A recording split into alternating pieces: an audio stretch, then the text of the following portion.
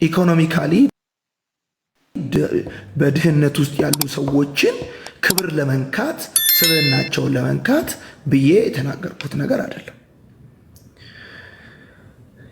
እኔ ለምሳሌ አንዳንድ ልጆች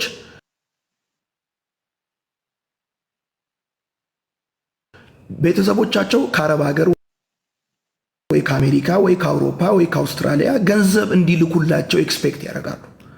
የማይልኩላቸውን ፋሚሊዎች ደግሞ ጠምደው ይዛሉ፣ ይቀየማሉ። ይሄንን ከኔ ትክክል ብቻ ሳይሆን ከኔ ጥፋትም ስለሆነ ከኔ ስተትም ስለሆነ ከኔ ጥፋትም ከኔ ስተትም ትላንትና ካጎደልኩትም ነገር ከመጣሁበትም መንገድ እንደሚታወቀው ኢትዮጵያ ውስጥ አብዛኞቻችን እንግዲህ ስንማር ከጥንካሬያችን እንጂ ከስተቱ የሚያስተምረን ሰው የለም። አይ ዋዝ ሮንግ ተሳስቼ ነበር እንዲህ ብዬ ነክሼ ያዝኳቸው። አያችሁ ድሃ ያደረገኝ ስንፍናዬ ነው። ስለዚህ እኔ መስራት፣ መማር፣ መትጋት፣ በትምህርቴ ጥሩ ውጤት ማምጣት ከፊት መሆን ሲጠበቅብኝ ገና ለገና ከዛ የአባቴ ዘመዶች ይልኩልኛል ብዬ እነሱን ጠምጄ ያዝኳቸው። ስለዚህ ምን አልኩኝ? ግቡና ስሙት። 53ኛው ደቂቃ ላይ ገብታችሁ መስማት ትችላላችሁ። ለምን የተቆረጠ ስትሰማላችሁ? የሁለት የሶስት ሰከንድ ከምትሰሙ ማለት ነው። ከዚህ እንግዲህ ከዚህ አውድ ውጪ ከአውድ ውጪ የተረጎሙት ከመቼ መቼ ዮናታን ወደቀ፣ ከመቼ መቼ አፈረ፣ ከመቼ መቼ ተዋረደ፣ ከመቼ መቼ ተደናቀፈ፣ ከመቼ መቼ ነገሩ ከሻን አንጠልጥለው ሚዲያ ላይ በተለያየ ሊነገር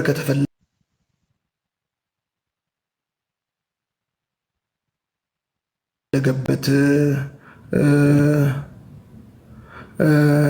ውጪ ይናገራሉ ማለት ነው። ስለዚህ እዚህ ውስጥ ያላችሁ ሼር እንድታደርጉ የሚፈልገው በመጀመሪያ ሙሉ ትምህርቱን ሊንኩን አስቀምጥላችኋለሁ። የምትችሉ ሰዎች ካላችሁ እዚህ ውስጥ ሊንኩን ብታስቀምጡ ደስ ይለኛል። ወደፊትም በነጋችን ላይ ወጣትን ማስተምር ከሆነ እኔ ጋር ሊመማር ይመጣ ከሆነ የውሸት ሆኜ አላስተምረውም፣ የፌክ ሆኜ አላስተምረውም፣ ሪል ሆኜ ነው ማስተምረው። በፊት ያስተማርኩት ትምህርት ነው። ሲቀጥልም ደግሞ በመልካም ወጣት ፕሮግራም ላይ በፕሮጀክተር ሁሉ ተላልፏል እና 3 ሀሳቦችን ነው አሁን እንድትይዙልኝ የምፈልገው። እዚህ ውስጥ ሚዛናዊ የሆናችሁ የተማራችሁ ከማንም እኔ ከስህተቴ ጋር አብራችሁ እንድትቆሙ አልፈልግም። ከስህተቴ ጋር እኔ ከተሳሳትኩ ተሳስቻለሁ፣ ካጠፋው አጥፍቻለሁ። ልታረምበት ምንም ምክንያት የለም። አጥፍቼ ከሆነ ጥፋቴን እንዲደባበቅልኝ እንዲሸፋፈንልኝ ምናምን አልፈልግም። ግን አንደኛ ይሄ ሀሳብ ከአውዱ ውጭ ተተርጉሟል። ምክንያቱም እኔ እያስተማርኩ የነበረው ስለ ስንፍና ነው። እንደውም መጽሐፍ ቅዱስ ስንፍናን እብደት ነው የሚለው። ሰነፎች ራስ ወዳዶች ናቸው። በቃ ዋናው ሀሳብ ስራ ስሩ። ዘመዶቻችሁን እንግዲህ ሰዎችን አስቆጣ የተባለ በተለያዩ ሰዎች ወዳጆቼ የላኩልኝ 3 ነገር ተናገርኩኝ። አንደኛ እቺን ቲሽ የምትለዋን ራሱ ቆርጠው ወደ ድሃ ለሚለው ሀሳብ ከአንድ ቦታ ላይ ቆርጠው ወሰዱት ወደ ሌላ ቦታ። አባቴ ነው እኔን ያለኝ። ቲሽ የሚለውን ቃል ያለኝ አባቴ ነው።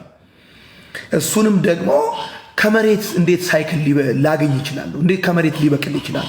እና እኔ የፈለግኩት እኮ አንድ ጉዳይ ነው። አባቴ በዛን ሰዓት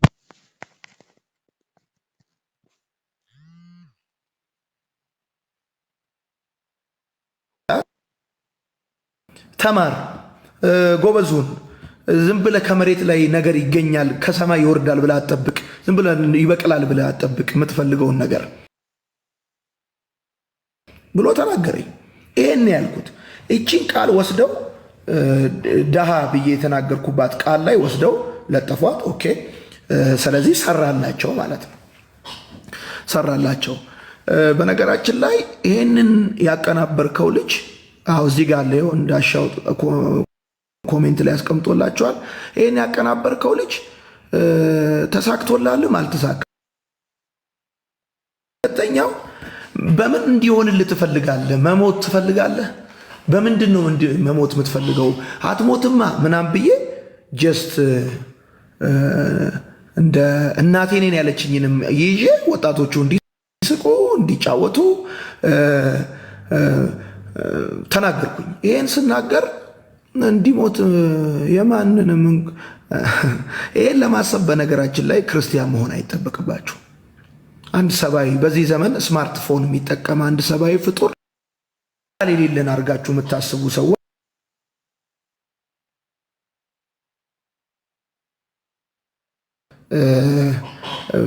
ቤተሰቦች የሚችሉትን ያህል አስተምረውኛል። አይጠበቅብኝም። ሂዩማኒቲ መልካም ስሜት እንዲሰማኝ ጥሩ የሆነ ከበሬታ እንዲኖረኝ ለሰው ልጅ አገልጋይ መሆን አይጠበቅብኝም። በዚህን ያህል እኔ እንድጠላ ጥረት ማድረግ ለእናንተም አይጠቅማችሁ፣ ለእናንተም አይጠቅማችሁም። ማለት በዚህን ያህል ደረጃ ማለት አትሊስት ሂዩማኒቲ የሚባል ነገር አለ። ሰብአዊነት አይጠበቅብኝም። ይህንን ሰው በዓለም ሆኖ እንኳን የሚኖረውን ህይወት እኔ በጌታ ሆኜ የማጣበት ምንም ምክንያት የለም። ገባችኋል? ቤተሰብ አለኝ፣ ልጆች አሉኝ፣ ያሳደገኝ ማህበረሰብ አለ።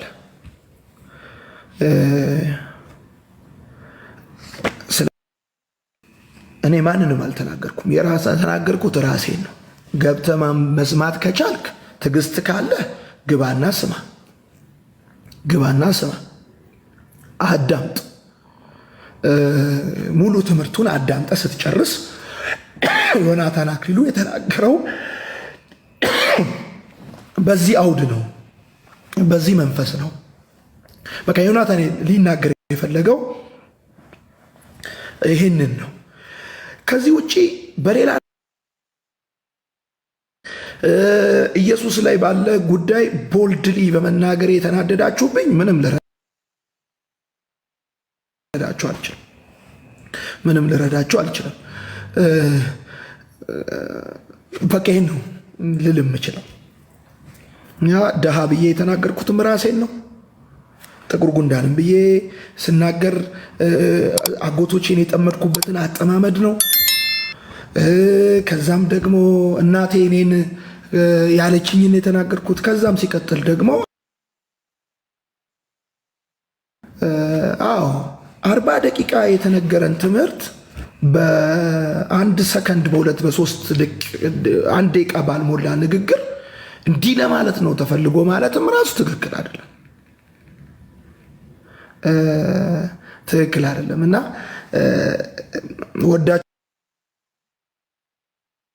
ወዳችኋለሁ። መልካም ወጣት ሰኔ 2 አገልግሎቱ ይጀምራል። ማነው ምዝገባው ይጀምራል። መልካም ወጣት ሐምሌ 6 ነው የሚጀምረው ፕሮግራሙ የሚጀምረው። እኔ እንግዲህ ለማለት አይደለም ለማለት ሳይሆን ሁሌ መልካም ወጣት በመጣ ጊዜ ዮናታን አክሊሉ ምን ተሳስቷል የሚል ፎልት ፋይንደር የሆኑ ሰዎች ፈልገው የሆነ ነገር ያመጣሉ። ልጁ እንግዲህ በምን ሐሳብ ቆርጦ ይሄን ነገር ያምጣው አላውቅም። እውነት ለመናገር ግን አንዱን ቃል ከአንድ ቦታ አምጥቶ ለሌላ ቃል አስገብቶታል። ትልልቅ የሚባሉ ሰዎች እንኳን ይሄን ጉዳይ እስቲ ቆይ ገብቼ ልስማው ከማለት ይልቅ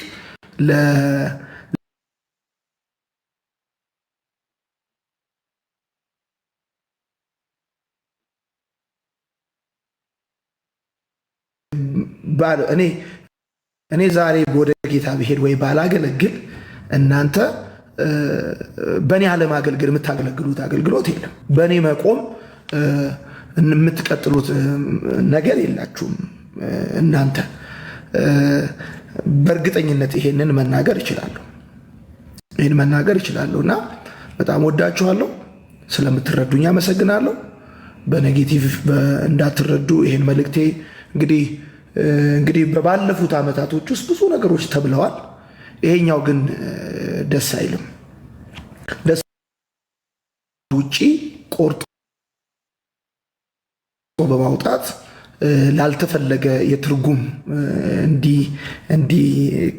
ለትርጉም ክፍት ተደርጎ እንዲሰራ ሆን ተብሎ ቲክቶክ ላይ የተሰራ ፋይል ነው እና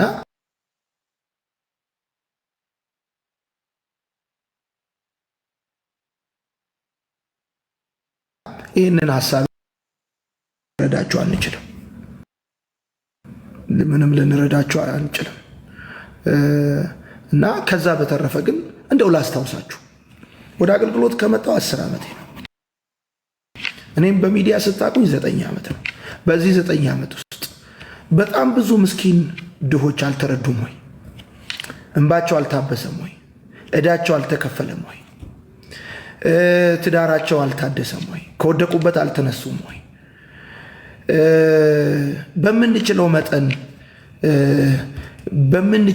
ለምሳሌ ላይ ጋይንት ጎንደር ላይ ሰው አውቀዋለሁ። ሰሜን ሸዋ ላይ የውሃ ጉድጓድ፣ ትግራይ ላይ የውሃ ጉድጓድ አስቆፍሬያለሁ። እኔ ሀገሬን ሰው አውቃለሁ።